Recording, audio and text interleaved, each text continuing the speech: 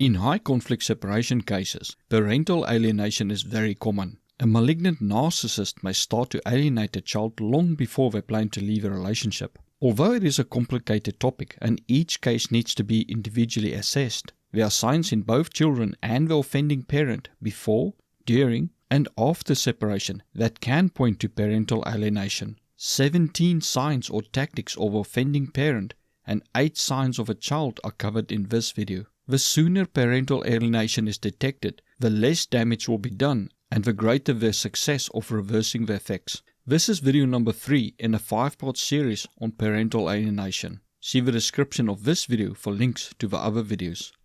Sliding scale and 3 levels.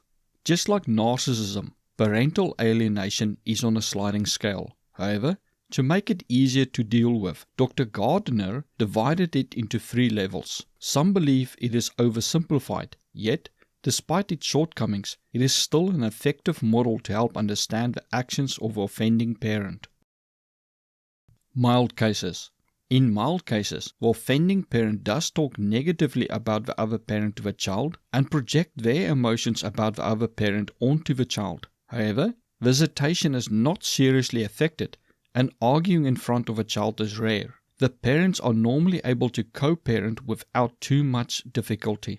There are often little or no long-term effects on the relationship between the child and the targeted parent. This happens a lot for the first few months in many separations, but normally the parents realize cooperation is in the best interest of the child and they set aside their anger toward the other parent. Moderate cases. In moderate cases, the offending parent actively tries to alienate the child from the other parent. There's a significant amount of triangulation, and the offending parent may smear the reputation of the other parent in front of a child and to other people, such as teachers. There's often fights in front of a child, and there is normally a struggle around visitation. Up to this level, things can still be worked out with visitation, but it is often a fight, and the parent may lose custody for a while and needs to fight to get it back, and then work on rebuilding the relationship with the child again. Severe cases. At this level, the offending parent is often malignant and will stop at nothing to destroy the relationship between the child and the other parent.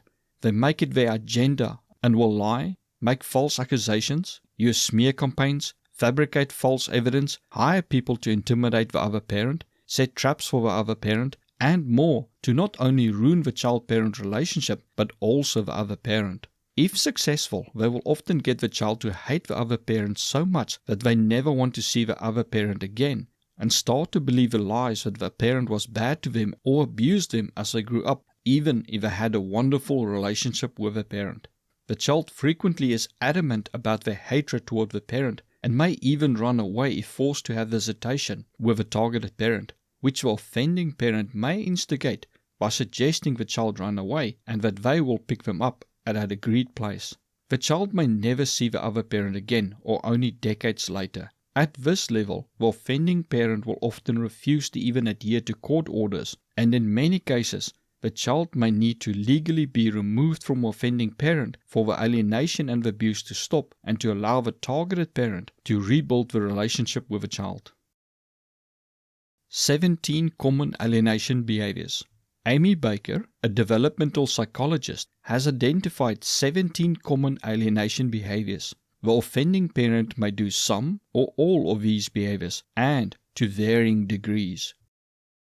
Bad-mouthing the targeted parent.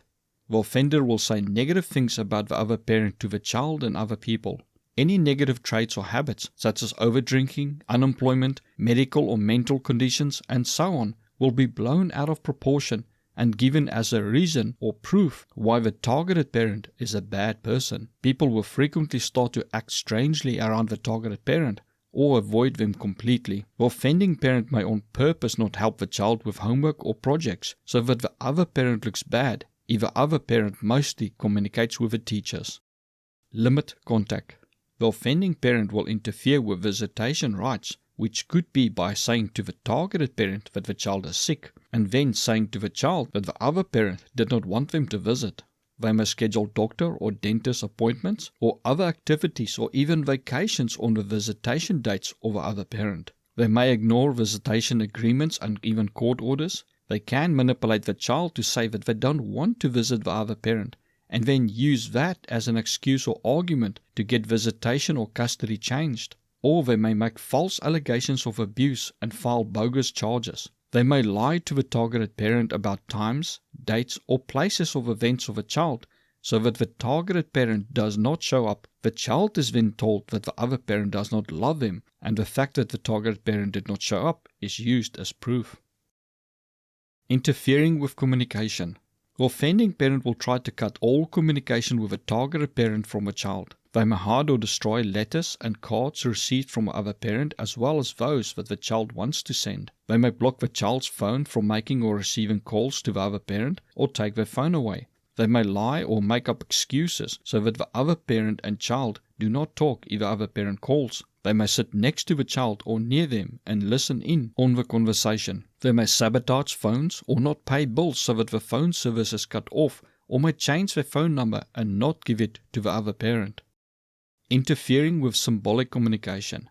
The offending parent may hide or destroy all photos from the targeted parent and not allow the child to have any. They may also refuse to give any photos of a child to the targeted parent. It can go further, where they can confiscate all gifts or items given to the child from a targeted parent or their family. All items that remind the child of the other parent may be destroyed, thrown or given away, or sold. Withdrawing love. The offending parent can weaponize their love by being cold and distant or even abusive if the child talks positively about the other parent or behaves nicely toward them. The offending parent may reward the child with love and affection, praise, gifts, or in other ways when they talk badly about the other parent. The child then becomes abusive toward the other parent to receive love and attention from the offending parent. Fear-mongering. They may tell the child that they are not safe with the other parent. This could be claiming the other parent will abuse or hurt them, kidnap them, or teach them wrong things. They may check in with the child by phone or in person when the child is with the other parent and claim it is to make sure the child is still okay, and then tell the child to call the moment they feel they are not safe with the other parent. They may even call child protective services on the parent with false claims. Forcing the child to choose. It is common for malignant narcissists to force the child to choose between them or the other parent. There is no grey area with them. Either the child completely rejects and hates the other parent, or they are an enemy of the offending parent. This is one step up from withholding love and affection. The child may be severely punished or even abused unless they actively choose the offending parent and go along with everything the offending parent does and says. Even to the point that the child will lie with the offending parent about false allegations just to avoid being punished. The offending parent may refuse to take the child to events the targeted parent set up or ruin it, such as causing a fight at the birthday party and then blaming the targeted parent for starting the fight. They may try to destroy any structure or routine the targeted parent tries to establish with a child, such as swimming lessons on every Wednesday afternoon or times the child eats and goes to bed. Twist love. They may tell the child that the other parent does not love him, and that any action the other parent does is not love, but because the other parent feels guilty for hurting them, or even to hurt the offending parent, such as saying that the other parent only bought such expensive gifts to make the offending parent feel bad because they know the offending parent cannot buy such expensive gifts. Anything the other parent does will be called into question, and doubt will be placed in the mind of a child of the intentions of a targeted parent. Sharing inappropriate information. The offending parent may share inappropriate information with a child, such as what is going on in detail in the court case, sharing financial information the child should not be burdened with, sharing the emotional state of a parent with a child in a way that makes the child feel it is their responsibility to make their parent feel better, or causing the child to hate the other parent for how the offending parent feels, sharing their hatred toward the other parent with a child and expecting the child to feel the same, sharing any other information with a child that the child should not be concerned with as a child. Setting ultimatums. This is a step up from forcing the child to choose. Here they force the child to reject the other parent and even related family such as aunts and uncles or grandparents. The child may be threatened with being thrown out into the street if they do not reject the other parent and share the negative views of the offending parent. Making the child a spy.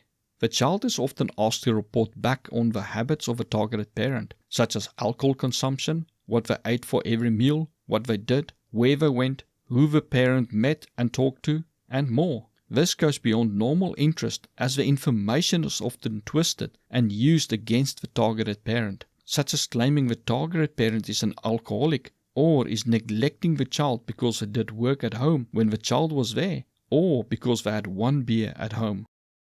To keep secrets. The offending parent may tell the child to keep secrets about important matters from the targeted parent. This could be a new lover the parent has, a new job or income that can affect child support, the child being placed in a new school, the child attending activities, and so on that the other parent either has a right to know or is important for them to know. But it can also be just little things to create the idea in the child's mind that the other parent cannot be trusted. De-parenting the other parent. They may refuse to refer to the other parent as a parent in front of a child, such as refusing to say your mother or your father, but instead use the first name of other parent or some degrading name. Replace the parent. This often goes with the previous point. The offending parent may force the child to call a new romantic partner, father or mother, and demand the child replace the other parent with a new romantic partner, or the offending parent. The child is not allowed to talk about the other parent as their biological parent, or may not even be allowed to mention them at all. Effectively, the targeted parent is erased and everyone now is expected to act as if the step-parent is the biological mother or father of a child, and the other parent never existed. Withholding information. The offending parent may withhold important information from a targeted parent, such as medical or school issues, withholding important events for the child such as awards or competitions won or ceremonies. Slowly the child is cut from the targeted parent's life, while the child is told the targeted parent does not care, and that's why the parent does not know what's going on in the child's life. Changing names. In an attempt to erase the targeted parent, the offending parent may change the last name of a child so that there is no association with the other parent. This is when there is no legitimate reason, such as hiding from an abusive or dangerous parent. Being the gatekeeper. The offending parent may insist that the child gets permission from them before they are allowed to communicate with the other parent, as well as what will be talked about. This is when there is no legitimate safety concern, but only done to create a dependency on the alienating parent from the child. Signs you must spot in the child. When the toxicity of the offending parent affects the child, there's often several signs that may occur on their own or together. Following are some things to look for. Conspiracy of denigration. This is when a positive relationship between the targeted parent and child suddenly changes negatively for no apparent reason. The child is now rude, defensive, hostile, and disrespectful toward the parent. They will also erase or twist old good memories, such as claiming a positive event with a parent never happened. When shown proof of them having fun with the other parent, they may claim they were only acting, even if they were 2 years old at the time the photo was taken. In the beginning, the child may appear cold and distant for the first few hours or days when at the targeted parent for visitation, and then slowly warm up to the parent again. They may become agitated or restless the closer it comes to them needing to return to the offending parent again. Frivolously absurd reasons for rejection. The reason the child rejects a parent does not make sense, such as the child saying they hate the other parent and never want to see them again, but when asked why, they may respond with, the parent was 5 minutes late with picking them up, or they drive a certain model of car, or the child hates what the parent is wearing. Lack of ambivalence. The child suddenly sees the targeted parent as all bad and the offending parent as all good. The targeted parent can do nothing right, or the child claims they have other motives for doing seemingly good acts, and the offending parent can do nothing wrong and has no faults. If asked what they hate or do not like about the offending parent, they claim nothing. They are the perfect parent. But when asked what they like about the targeted parent, or about something the targeted parent did for them, the child claims that they like nothing about the parent, or that they've never done anything for the child. Independent thinker. The child may insist that they came up with their ideas and things on their own, and were not influenced by the other parent. This is often before it was even raised as an issue that they may have been influenced by the other parent. yet they may not even be able to explain the words they use to describe the other parent, which they claim they came up on their own. Reflexive support of alienating parent. The child consistently sides with the offending parent and makes up excuses for problems or concerns that are brought up, or any negative behaviors of the offending parent that are highlighted. The child may even become angry or violent if proof is shown that the offending parent is lying or acting incorrectly. Absence of guilt. The child shows no guilt for treating the targeted parent badly or rejecting them. They may even claim the parent deserves it while not being able to say why. Borrowed words. The child uses words or phrases that they hear the offending parent use even though they don't understand what it means. The child may say the same things or in the same manner and tone to the targeted parent that the offending parent does, or say things that they could not have come up on their own. Rejection of extended family. The child not only rejects the targeted parent, but also any extended family or any person associated with the targeted parent, no matter how close the child was to these people, such as grandparents, aunts, uncles, and cousins. Thank you for watching. If you found this video informative or helpful in any way, like and share it so that more people can benefit from it. If not subscribed, please subscribe now. Please leave a comment, as it helps to expand the information covered in the video, which may be of benefit to others. See my books on narcissism by following the links in the description. For donations, please use the donation button on the banner or follow the link in the description. Thank you.